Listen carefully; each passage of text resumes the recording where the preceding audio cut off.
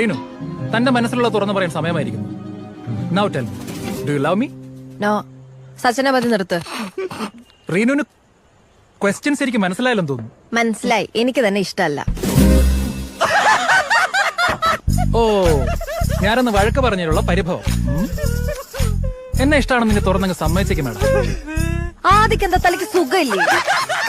Reenu, JKD നിർത്ത ആൾക്കാർ ശ്രദ്ധിക്കുന്നു. തന്റെ ഒരു ജേക്കെ. എടോ, എനിക്ക് തന്നെ ഇഷ്ടമല്ല, അത്ര തന്നെ.